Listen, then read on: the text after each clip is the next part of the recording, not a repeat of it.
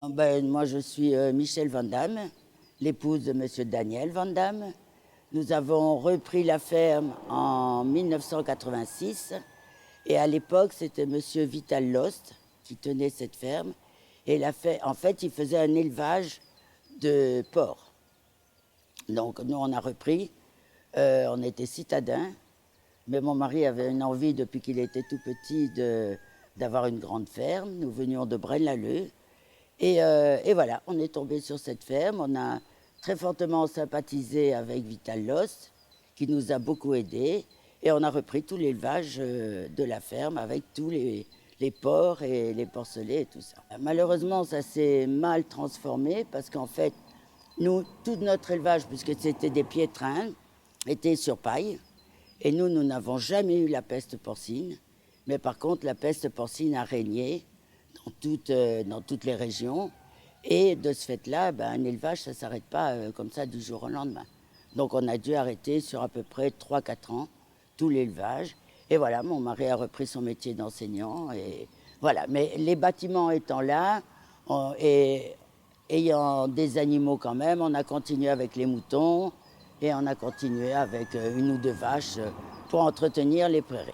Autrement, nous étions restés pas mal en contact avec Vital Lost. C'est comme ça que Vital nous aviez un peu expliqué l'origine de la ferme qui remontait déjà à ses parents et à ses grands-parents.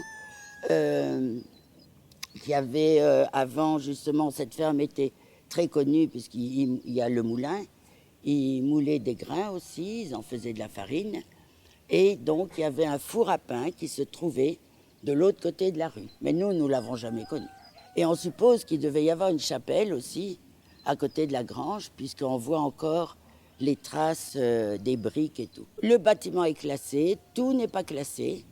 La grange est classée par sa charpente, le moulin est classé et toute la vallée est classée. On a 4 enfants, 3 qui sont en Belgique, 1 qui habite au Sénégal. Et voilà, oui, ils ont commencé par exemple à démonter un petit peu toute la grange parce que c'était encore tous les ballots de paille encore qui dataient de Vital.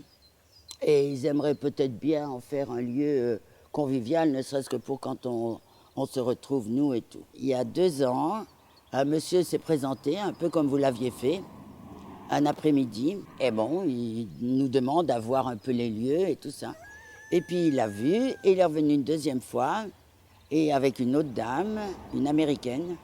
Et il nous a expliqué qu'en fait, il cherchait un lieu, un peu comme le nôtre, pour tourner une série de Netflix. Dans la série La Deuxième Vue, Into the Night. Bon, c'est un film très lugubre aussi. Et il y a une fille qui est arrivée sur la petite route, là. Et donc, elle n'avait plus vu personne depuis très, très longtemps. Il n'y avait plus d'existence sur Terre. Elle passe sur cette petite route, il pleut à torrent, mais ça, c'est la vérité.